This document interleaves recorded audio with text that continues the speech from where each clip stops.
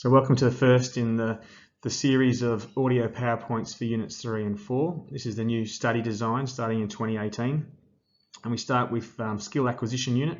And this particular PowerPoint or slideshow will look at skill classification and stages of learning. And these are the key knowledge and key skill dot points from the study design. Just because the key skills here is in a bigger font doesn't mean it's any more important, it just means there's less of them. So obviously we'll be focusing on practicing those skills there of analysing and classifying skills, and then analysing the link between, it says there's skill, participation and performance, and the content through which we'll be doing those skills is on the left hand side. So they're both equally as important, and that's what all the slideshows and all the questions will be based on. An overarching question for this slideshow might be something like, what does it actually mean to be skillful? Rather than just have people blindly taking notes from the slideshow and saying, is this important? Will this be on the exam? Did I get enough detail? These guiding questions lead you through the slideshow.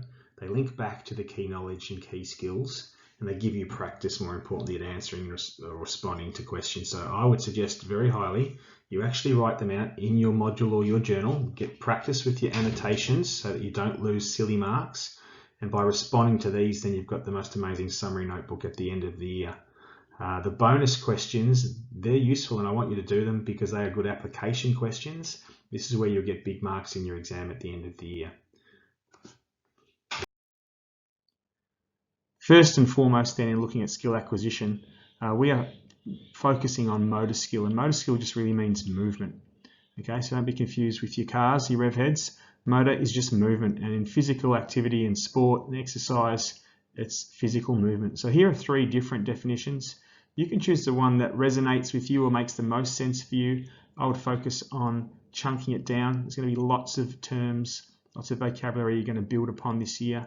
But if you look at some commonality across those three definitions, hopefully you get the sense that you choose to do it. It's not something that's automatic or autonomous within the body. It does have a purpose. At the bottom tier of motor skills are what's known as fundamental movement skills. And you will take these for granted, but at some point in your life, you had some help learning these skills. So it starts from, I guess, when you're a toddler on the floor, you actually learn to crawl. And before you start to walk, you learn to monkey, which is where you stand up, partially support your body weight, and then you use a bench or a table to help kind of walk with assistance. Then you learn to walk, etc. So there's three categories in one of the textbooks I found that talked about stability, fundamental movement skills, locomotor, which deals just with movement, so running, jumping, skipping, swimming, and then manipulative, which is controlling an object, whether it's a projectile, a racket, a cricket ball. So all those fundamental movement skills are crucial to build upon in sports as you get older, and they underpin all ECC and junior years programs that I've ever seen. Moving on from FMS, or fundamental movement skills, are sport-specific skills. These are as wide and varied as are the sports that we pursue. But just as an example of the connection between sport-specific skills and fundamental movement skills is just to show you that the simple act of throwing, and the picture on the left there is a pretty basic sort of setup there. I think if he was going for distance or power, he needs to extend that rear arm a little bit further. But that's the exact same image that we have there for the gentleman doing either a spike or a volleyball jump serve. So it's the same basic principles, but of course you're not in contact with the ball for the duration where you are with the throw.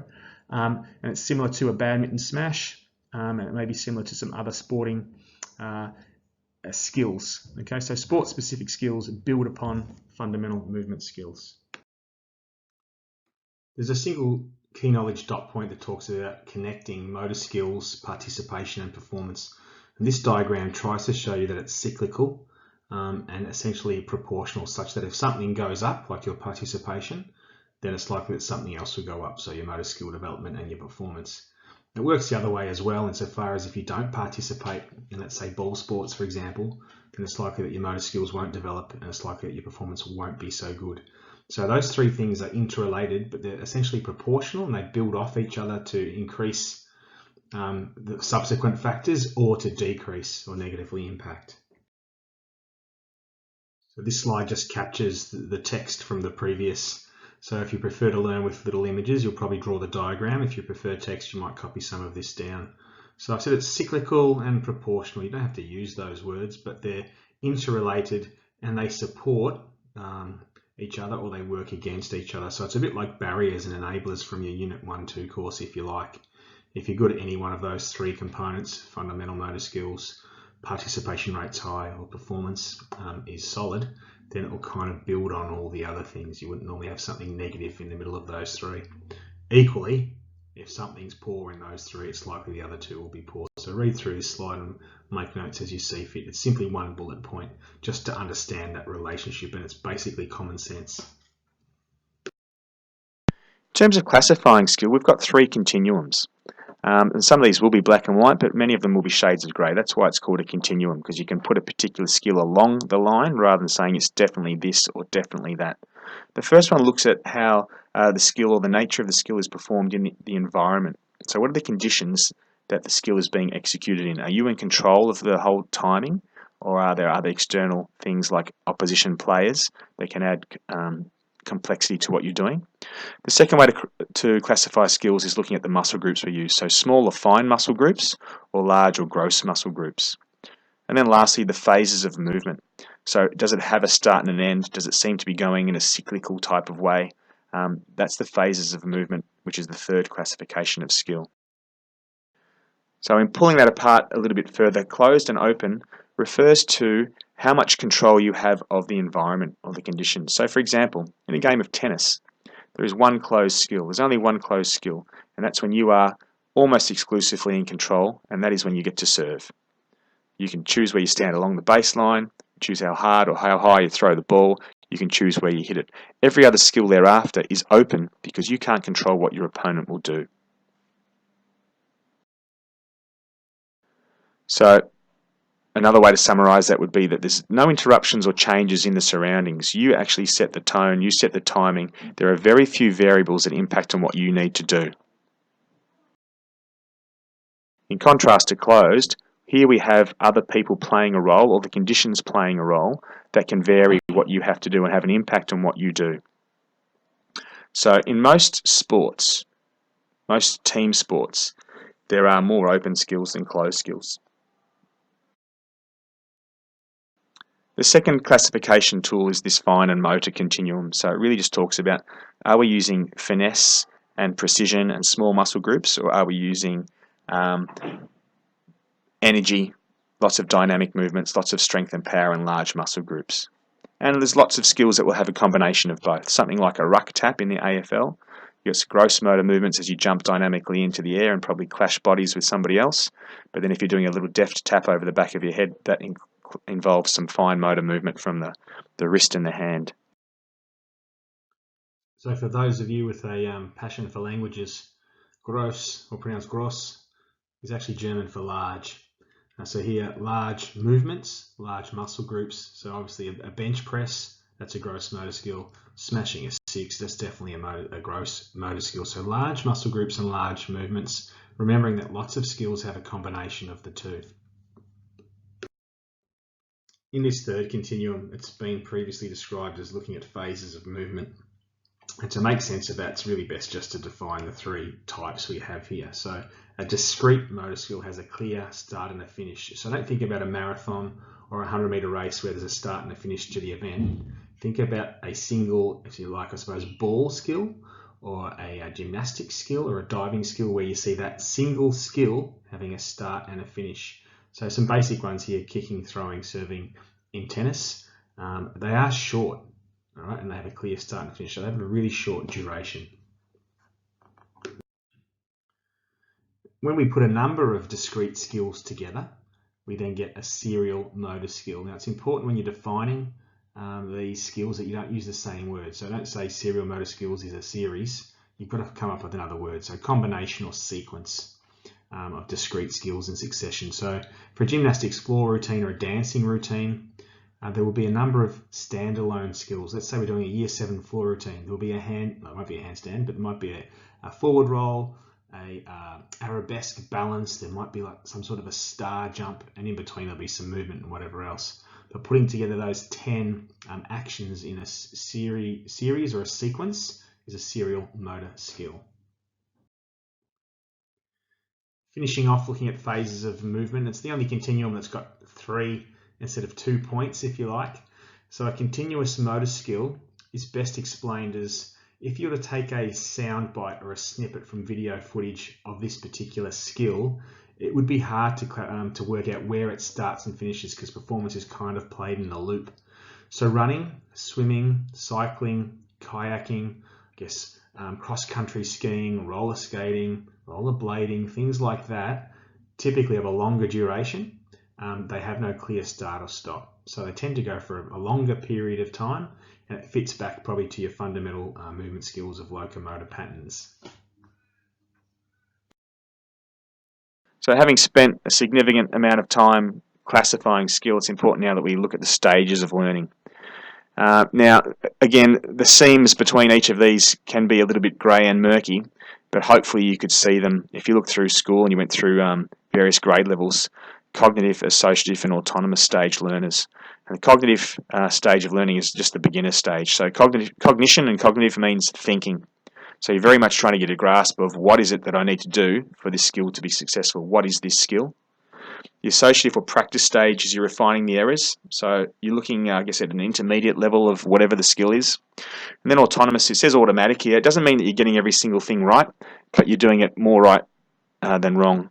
So you're getting a lot more consistent, and you're able, to attend to the small things around that particular skill now. In presenting you the characteristics of the 3 stages of learning, I've come up with an acronym to help you remember, I suppose, generic characteristics that you can apply or adapt to each of those 3 levels. So when you think about the problems you face when learning a skill, whether it's juggling a ball or throwing an ultimate frisbee with a forehand throw or a double-handed backhand in tennis, pretty much you can apply these 5 characteristics or traits of people that are cognitive, associative, or autonomous learners. So their nature of understanding of the task, how well they understand it, the feedback that they require, and the amount, I suppose, how people are able to spend their attention or their focus while they're doing a task, their consistency or coordination, perhaps even variety in the skills they're executing, and then lastly, the error, so the size, the number, and their ability to self-detect errors that they create. You can tweak each one of those 5, should you want to, for those 3 stages of learning. So for example, from the beginning stage, the cognitive stage, remember that the fancy word for it really underpins thinking. That is just trying to conceptualize what is required in the image here of a tennis, probably a forehand, maybe it's a volley, I'm not sure. But if you think about coming to a sport for the first time and you're trying to understand what it means to play that sport, that's when you're thinking lots about what to do and what does success look like. So in using the UFACE acronym, I've just explained it there that the understanding of the task is obviously low. Initially, you'll need to get knowledge of results. Was it in? Was it out? Is that a successful serve? Is that a successful set? Is that a successful kick of a goal? Your attentional focus will be really limited, so it's really just on a couple of really fundamental keys. Consistency of performance will be really low. There won't be a lot of variety in whatever you're doing, and the errors are going to be pretty big and pretty often. Stepping that up to the associative or the practice stage, it's basically the middle level of learning. So we're practicing, we're refining, we're consolidating, and not surprisingly, then the application for that UFACE acronym is somewhere in the middle. So understanding of the basics is there, but there might still be some of the nuances or subtleties to acquire. Feedback can now start to shift to how your body is responding. So intrinsic feedback is still going to benefit obviously from the coach, which can be augmented or something like an iPad, and starting to refine the knowledge of performance stuff, so technical execution. Your attention might be able to sort of be a little bit wider spread. If you're in a game situation, you might be able to attend to multiple opponents and multiple teammate options. Consistency will be getting better, so better timing and fluency. Still won't be perfect or super fluent, but it's getting pretty good. And then errors are less big, and some may be able to be self-corrected. Finally, then in the autonomous stage or the automatic stage, and we've progressed through tennis through each of the images if you've been paying attention. So you understand the skills, you understand the game, and you've probably got a really high level grasp of tactics and technical play. Feedback is incredibly precise, incredibly technical. Obviously your intrinsic feedback is going to be really operating at a high level, whatever the coach might be giving you, all around micro technical corrections for processes. Attention can be really broad here. Anticipation will be fantastic. You've got to read the play. Again, if it's in a team sport situation, you can see a lot more of the field and have a lot more options than other players. Consistency, fluency, timing, lots of variety. Very creative if you wanted to add that for another C word there. And then lastly, you're still going to make mistakes. It doesn't mean you get every serve in. It doesn't mean you kick every goal shot you take, but you're pretty much able to self-correct the errors you make. In the case of some autonomous learners, they disband with the coach. It doesn't always work out highly effectively, but certainly from time to time, Federer has played without a coach. Nick Kyrgios has played without a coach, and some golfers have played without a coach because they're just that, if you like, switched on and attuned to what they're doing.